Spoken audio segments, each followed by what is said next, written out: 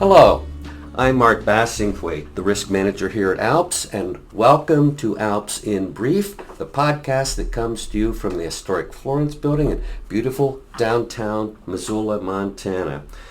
I am here on a sort of a business trip at the mothership, the home office here, and we've had some interesting speakers the past couple of days. And the one that I have enjoyed the most and have been, it's just got all kinds of things going in my head here, just a lot of things to chew on in terms of life insights, is a presentation given by Troy De Baca. And I just want to sit down and we're just going to chat a little bit. For those of you that have listened somewhat regularly or more regularly on all that I've done with podcasts, I've done several on listening to your life.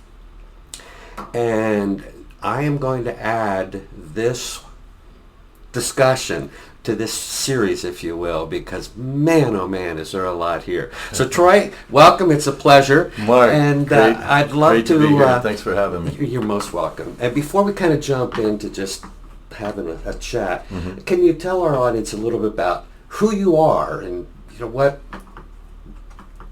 you are in life, I guess? Sure. So, out of the many titles that you can be given, I've magically found myself in this role of entrepreneur, and I know that's a very big buzzword right now. But yeah, I basically am an American entrepreneur who creates very outside of the box thinking in terms in the world of advertising and marketing and promotional items. And so what my job is for the most part is when people ask me, what do you do for a living? Yeah. I say I'm a professional solutionist because that encapsulates everything that I do. My job is to find solutions primarily for Fortune 500 companies to go out and do experiential marketing, which is basically finding a company's demographic or target demographic audience and then providing them with an experience that they then hold on to and they have a positive moment with so that they'll hopefully buy the brand or support the brand. I love that. Professional solutionist. And boy, trust me, folks, when he talks about what he's done here, it's just like, good for you. God bless. Man, oh man, are you freaking kidding me? Kind of stuff. Too much. You talked in this presentation, yes, a word that it explains some things, but entrepreneurs is not necessarily a word you use comfortably to describe yourself. You just don't see yourself that way. Right. But you talked about all of this being unexpected. Yeah. So that's, what does that mean? Where you're in a great place and tremendous success, but it's very unexpected. What's the journey? Yeah. So, I what I'm realizing now that I didn't know growing up is that I have just deeply been passionate about art and creativity. Yes. I didn't really know how to express myself, and so that got me down paths that, as most artists or creatives, there's a dangerous side to it because you want to explore everything, and so then that can be hurtful or harmful when you're not fully in control of your art or your craft. Okay. So growing up, I took a lot of challenge. I wanted to get into everything and explore everything. Right. And through doing that, like many artists, I got involved with drugs. And I went down a rabbit hole pretty deep. I got addicted to heroin, and I spent about 6 years of my life pursuing that. And it took me to some really deep, dark places. And I also, overdosed a few times and was considered legally dead 2 of those times. So I consider myself very lucky for making it out of that realm, but the process of getting through that and becoming a normal person again was probably one of the most beneficial points in my entire life. learning the strength that I had to overcome something so damaging. Yeah. And through that process, it encouraged me that I can conquer big goals and big dreams. And to date, that's by far the biggest goal and dream that I've ever conquered. I've been clean for 27 years. And And when I say clean, I need to actually, Okay. for the listeners, I don't know if, some people call me out because I do drink occasionally, and I do, I dabble in marijuana edibles when I can't sleep. But so when I say clean, I mean specifically clean from heroin, because to me, that was the anchor that was going to take me out. Yeah. And so I've not touched it in 27 years, and I'm very proud of that moment when I decided that I'm going to do every single thing it takes to never go back. And so with that confidence of being able to maintain that goal and maintain that dream, it's given me confidence in other elements of my life as far as business and being an entrepreneur, building companies, and really seeing those things through. What I find interesting about this is how I hear it and respond to what you're saying is you had a period in your life that was just deep darkness. Absolutely. And, to have the strength and fortitude to come out of that and then realize the positive side of all this, if you will, that there's this internal strength and desire, and say, what I'm trying to do here is, to me, it's a big life lesson, or listening to, it's not sometimes things that we look at in our life and miss at times are small, but this is a big thing. Yeah, this is absolutely. It was the fork in the road, as it were. Yeah. But you had the courage to really do something that I have tremendous respect for this. I don't think this happens a lot. There certainly, a lot of people struggle at times with and have dark, whether it's mental illness or drugs, and they can come out the other side and be better for the experience.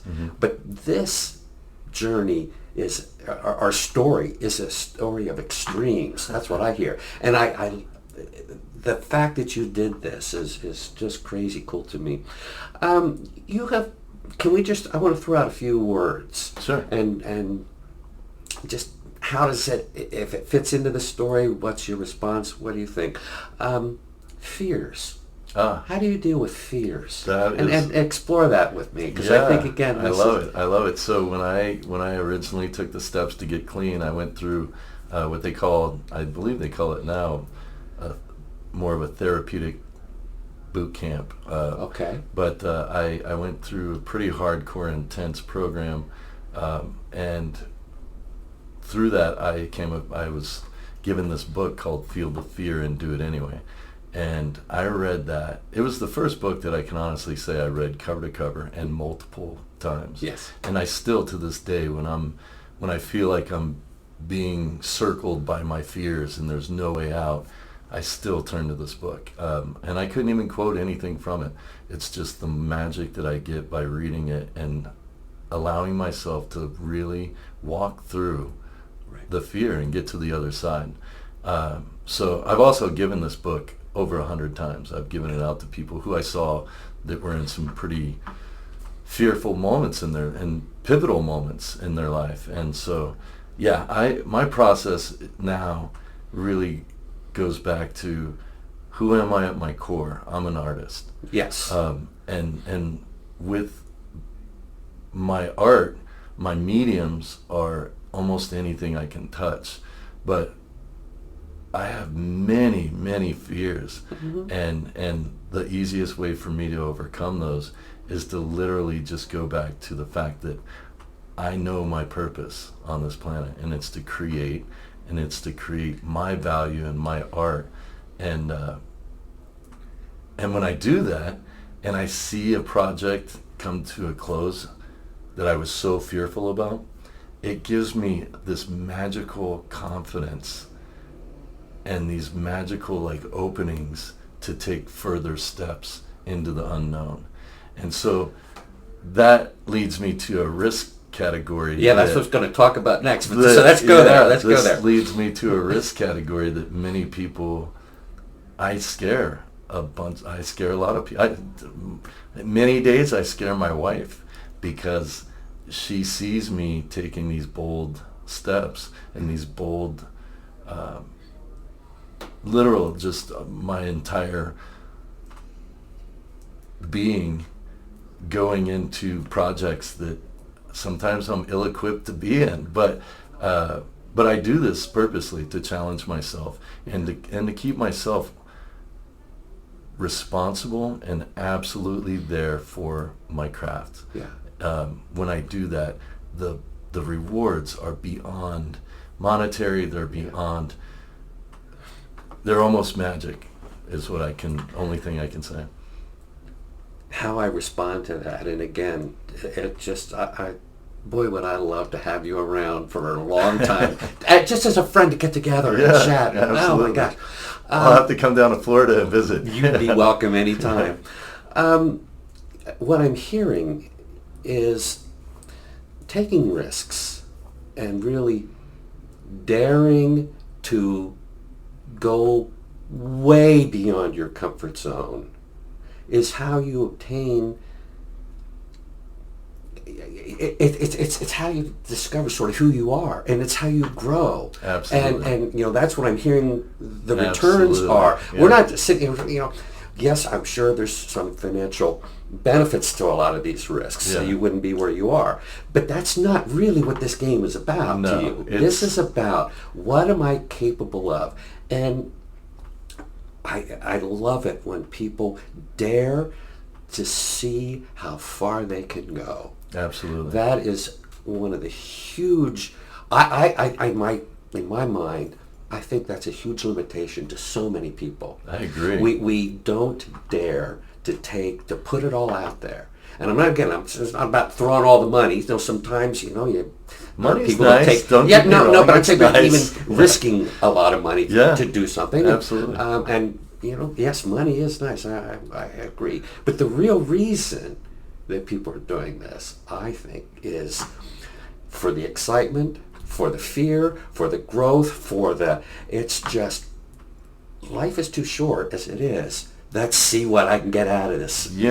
Mark, you nailed it right there. I want to tell you a sign that I saw hanging on the wall of the place that I'm staying. When I landed in Missoula, I go into the bathroom, and on the wall is this picture that says, "You only get one life. Yeah. And if you do it right, one is all you need." Yeah. And That's so good. I saw that, and it struck a chord with me because I'm squeezing this lemon for all it's worth. that is clear. Robert Plant. Yeah.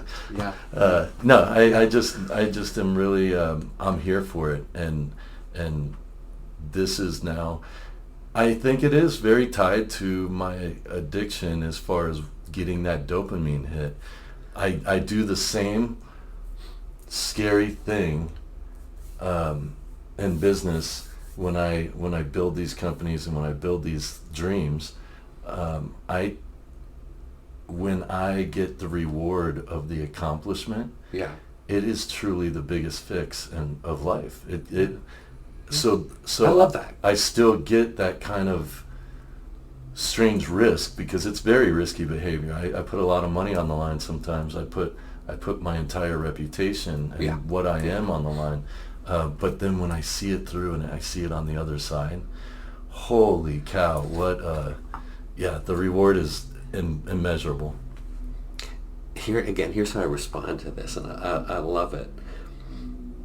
You taking these risks, I think you're comfortable at it. And I'm not trying to, I'm trying to solidify the learning for me, and I'm trying to share, express this. And so at times, I got to think out loud here, and I got all kinds of plans up.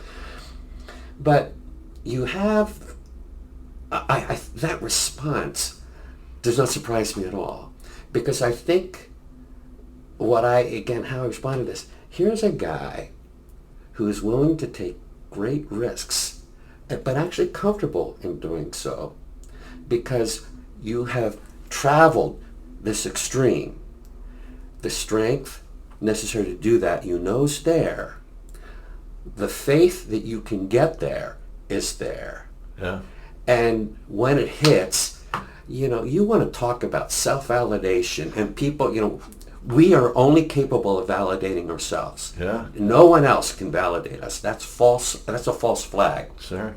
So, may I ask you, I'm going to go on a tangent here for a second. Please. Every risk that you take Uh-huh. is not going to play out. Yes. Okay? Yes. How do you respond to that? I've had massive risks that I've taken that have completely fallen through. Right. And what's strange about it, I know that it's been said many times, I can't even pinpoint the first person I've heard or read that said this, but essentially, fail fast. When you put yourself out there and you challenge the norm, you challenge everything that you're doing, the quicker you fail, the quicker you get to the solution, the learning. Right. And without the learning, if every project you did came out perfect, if every cake you bake is perfect, then it's going to taste like shit. Right. It's not all built to taste good. Without that failure, and I've got probably 30-70 split ratio. I don't know the ratio. I like pie charts. Yeah, so. yeah. But one of the biggest gambles that I've taken recently, and this is just post-COVID, we were going into the year 2000. Okay. We had approximately $250,000 already booked into that year with clients, and then COVID happened, and every single one of those obviously backed out. And our livelihood, the company that I had built from this dream, literally was at risk. And so what I started doing was thinking of ways that we could abide by a 6-foot rule, or I wasn't sure if we'd ever be able to do live events again, because we obviously couldn't gather, and that's our bread and butter. So what we started doing, and especially when Zoom came on the scene and it blew up, we started doing virtual conferences with some of our clients, and they had very cold feet about it. That went over okay. It was mediocre. By the way, just the company is called the Silkscreen Machine. Yeah, no, please fill us in a little bit. We do, our primary goal is to do live customization of promotional products for customers. So we do a lot in the conference and convention space. Right. We're in Vegas a ton because of that reason. And so when we had all these big clients back out due to COVID, it shook me to the core. Yeah. And talk about being fearful. Every moment of my life was, and I'm going to use words that I don't really necessarily like, but they're buzzwords that you'll understand, is how do we pivot? Right. We know our skill set. How do we showcase what we can do in a Zoom call? Or how do we take orders from guests over Zoom in a virtual conference of thousands of people, and then manage that in-house and provide these guests with a package that shows up on their doorstep? Mm-hmm. And that's what we did. Then coming out of that cloud, I was kind of riding a high because this really worked. This was working. We were making money. We were profitable in the virtual space. So then when conferences started, when we were able to gather, but it was still 6 feet distance, I came up with this plan. Here's the failure attempt. I came up with this plan to devise an app that you could scan. Instead of standing in tight lines and being on top of each other, you scan the QR code at your leisure, and it's a drag and drop t-shirt builder. So you could scan an event design, drag it to your t-shirt, place it wherever you want it on the t-shirt, hit send. It would then spit back to our printers that were live. They would then print the item, the garment or the bandana or the tote bag or what have you, and we would be able to hand it over to the guest. Put it on a table, walk away. They know it's theirs. Staying distant. So great concept, right? Yeah. Beautiful. The idea is phenomenal. The reality of it were things that I didn't foresee. The truth of the matter is, and I'm sure all of us know this because we've all been in conference space, that data sucks. Your cellular sucks. You typically don't have Boy, a Wi-Fi. do I know that. Yeah. The free Wi-Fi is garbage. It is. You're not getting anything accomplished on that. Right. So what would happen is we would bottleneck because no one's cell service could actually send it to our printers. So then we would always have a backup method, which was handwriting it and then handing off tickets. The app actually never, we sold it for a good deal of money. And the other beautiful thing about the app, which I kind of expressed earlier, was we were collecting people's data and selling it back to our client, which is very valuable. Right. So anyway, we were making great money with it, but it was a failed product or service. And so what ended up happening with it, this is when I had to give it up. And I kept trying it. And eventually what happened is we get this giant bid from Microsoft to go to their, basically it's an intern day. They have people from around the world, all these candidates from around the world. I think it was 3,000 to 5,000 kids. Wow. Genius on the computer, and someone hacked our system and literally sent bogus names, funny names, weird names to our brain, the system, and we had over 50,000 order requests. So they just kept coming in, and we had no idea whose was real and whose wasn't. So it failed miserably. We had huge backlogs. People were pissed. It was not comfortable. And here I am watching the ship burn, and there's nothing I can do about it. It was embarrassing. It was Microsoft, for crying out loud, and technology, for crying out loud. And here I am botching the worst experience. Oh my God. So making it through that immediately got me to the point where I go, okay, this isn't going to work. And if it was to work, we need to put a lot more money behind it. And so that was a huge learning lesson. And it's weird because I have this other ability that's very uncanny, and I think most humans don't share this with me, is that I don't care about being embarrassed. I don't care being the butt of a joke. I don't care looking like an asshole. I don't care looking like an idiot, because that's one of the fears that I dealt with most of my life. Right. And it would always prevent me from pulling out my best art. So that's one of those things about caring about what other people think. I had to completely relearn, reteach myself to not give a shit and just do it. And put myself out there in the most embarrassing moments. And that's actually paid off. It's a weird strategy. When you laugh at yourself first and everyone's in the joke with you, it goes over a lot easier. It's a lot easier to stomach. Absolutely. So I don't fake the funk now. If I'm going down, I'm going down hard, and you get to watch it. So Well, my suspicion is we talk about fears and failures and all.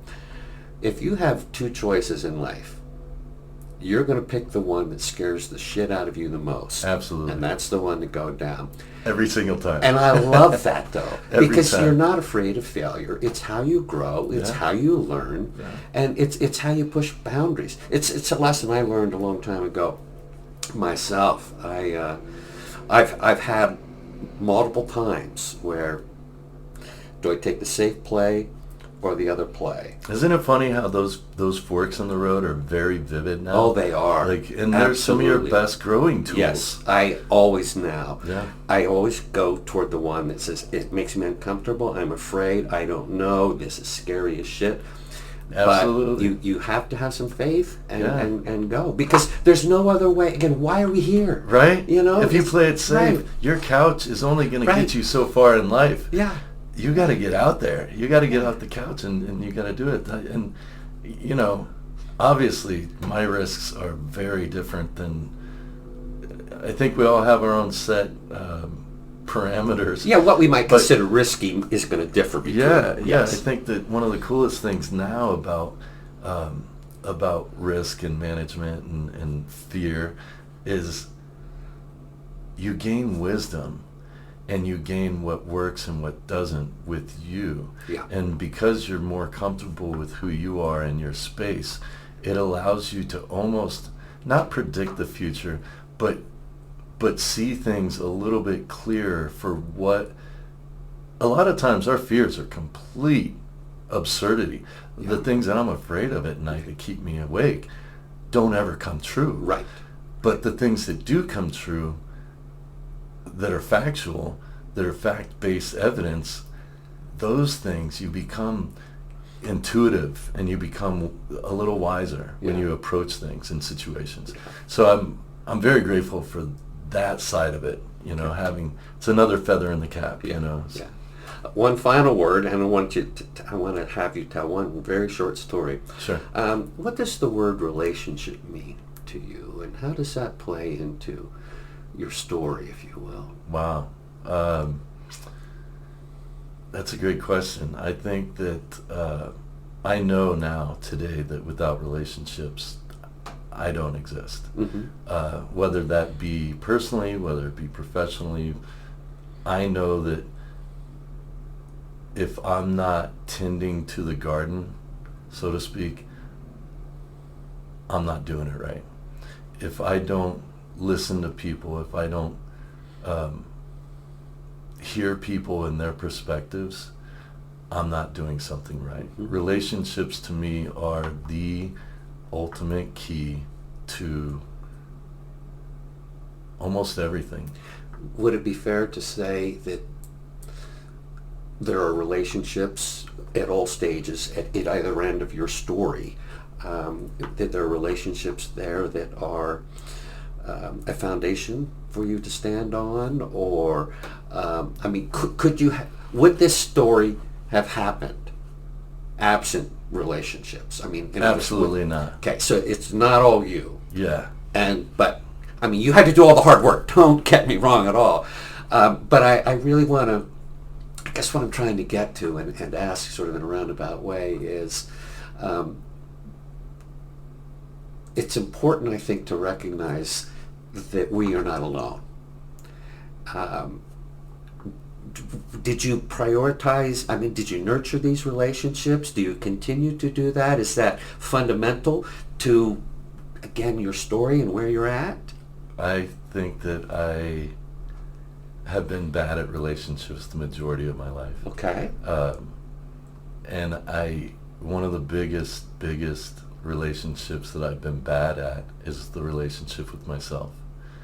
Okay. Personally, I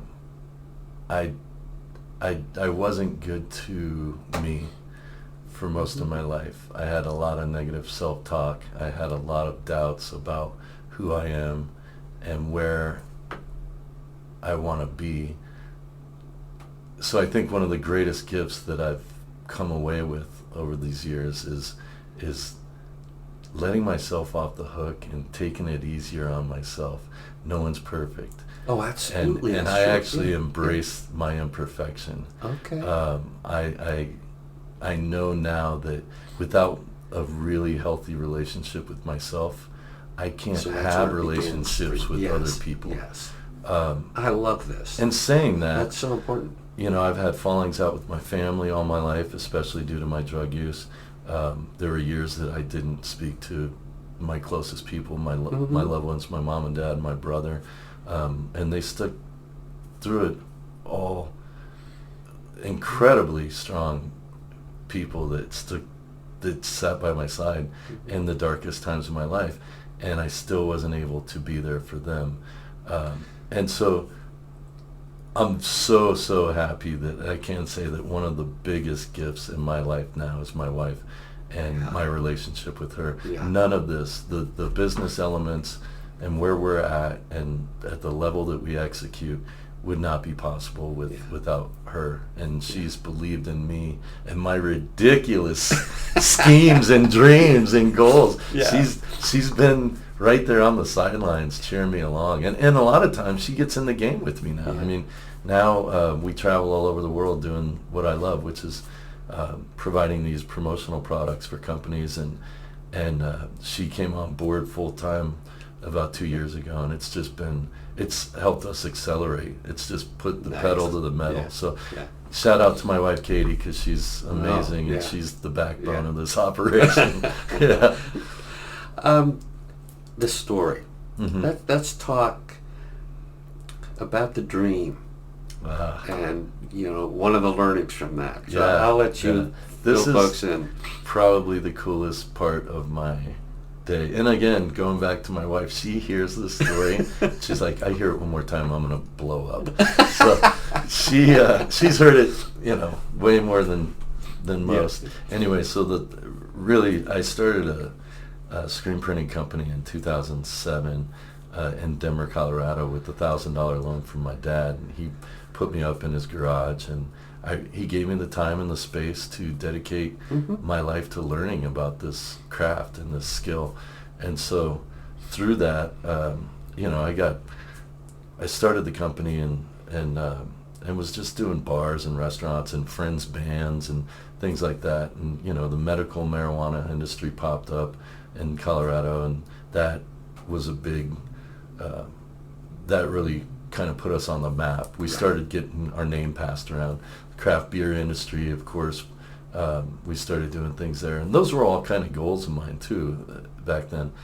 So when I started playing with some of the biggest brewers out there, it was like really a proving ground, and it gave me a lot of faith in our abilities and what we do. And then in 2012, this is the dream. I had a dream. I was chasing an ice cream truck, and it was like this alien spaceship ice cream truck. It had LEDs and smoke machines and laser beams, and it was wild, and it was so vivid. And I ran up to the truck, and I asked the team that was on the truck if I could have a rocket pop and a fudgesicle. And instead of them handing me ice cream, they printed T-shirts off this truck. I woke up the next morning and my head was on fire. I couldn't get this dream out of my head. So I went to Google and I started Googling every instance of like screen printing truck and trucks that screen print and print truck, any phrase that, and it didn't exist. There were no hits coming back. And A, that blew my mind. But B, it was like, wow, am I onto something? And then C, I was like, let's go build this thing. So I built the first truck in Denver, Colorado. As an aside, folks, it's a freaking awesome truck. I've seen photos of this. Yeah. Oh my God, it's awesome. It's wild. I had a graffiti artist from Mexico City who was new to Denver. He painted my truck for a very, very cheap. I got a bargain. He didn't know his value because he's very prominent in Denver now, but his art was just so explosive on this thing. It really carried my vision. And so we got this truck on the road, and the next thing you know, Red Bull came across us and saw what we were doing, live screen printing and handing out these promotional items to target demographic audiences. So they picked us up, and they wanted the truck in Los Angeles, and we didn't have a truck there, so we shipped out the truck from Denver, and we did a 30-day marketing campaign with them, and it really set things in motion. Yeah. I realized right then, wow, this is bigger than me. This idea was bigger, and that's really where things took off. I love it. And then the fact that this wasn't even on my radar at the time, but they wanted to wrap the truck, and so boom, there's another revenue stream is making a billboard truck for clients. Right. So yeah, that was the pivotal moment. Again, seeing the fork in the road.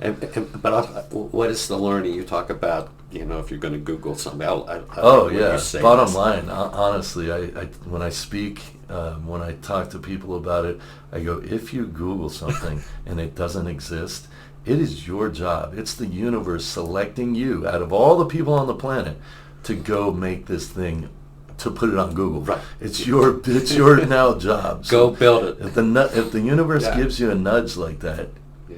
you got to take the blinders off, and you got to look further than where the blinders are. Right. We spoke about that a little bit. But, Right. take those cues Yeah. because they're there for a reason. And that's kind of where I want to leave it with your story. Again, folks, I'd like to share a couple comments, and if you have something to add, Jeff, please do. We have talked about, and in my experience, and just personal learning as well, I have a different life story, but a lot of the lessons that have been learned are somewhat similar. Mm-hmm. We do need to take blinders off, and we do need to look for the sounds, the things that your life is saying to you, the opportunities. Yes, they may be fearful. Yes, they may be risky. But again, if you're trying to set up a new law practice, or you're walking into a firm as an associate on the first day, and it's normal and natural to have these fears. But you don't say no to opportunities. Look for them. I mean, I love it. You talk about the universe giving you this little nudge. I see it as your life is speaking to you. And there's an opportunity here. Only you can see it. Only you get to choose. What do you do with it? But if you, out of fear, not wanting to take risks, I mean, all kinds of reasons that we don't want to do this because life's comfortable right now and it's good, well, but you're not growing, you're not doing anything. Get off the couch. Just get off the couch. That's exactly right. So that's kind of the point, and I just have loved visiting with you. It really is just. It's been so fun, Mark. And I want you to hear, just guy to guy. I find. Here's how I want to say this. To have the opportunity to have met you, to have some discussion yesterday and today, and to listen to you speak, I feel quite privileged to visit with you. I really do. I want to say, heartfelt, Mike. I want to say, well done. Thank you. You're somebody I really look at and admire and respect for just the courage to do all that you've done. And we could talk for a long time yet about what's coming. Oh, and we will. Offline, yeah. No, I don't take that lightly. I really, really thank you for that. I'm so grateful to have this opportunity with you, and it's been fantastic to get to know you and chat about life and everything that goes with it. Well, I hope we can stay connected. That's it, folks. Before I sign off, I just want to remind all of you that while I am the risk manager here at ALPS, I am not a traditional corporate risk manager. I am hired by ALPS to be your risk manager, a risk manager for the bar at large nationwide. So feel free to reach out anytime if you have questions, concerns, anything that I could do to try to help, whether it's risk management in your practice, law practice management, ethics, the list just goes on and on. You even want to talk insurance. Now there's an exciting topic, but I'm happy to explain all kinds of things. You can reach me at mbass, M-B-A-S-S, at ALPS Insurance, that's one word, ALPSinsurance.com. That's it. Thanks all. Bye-bye.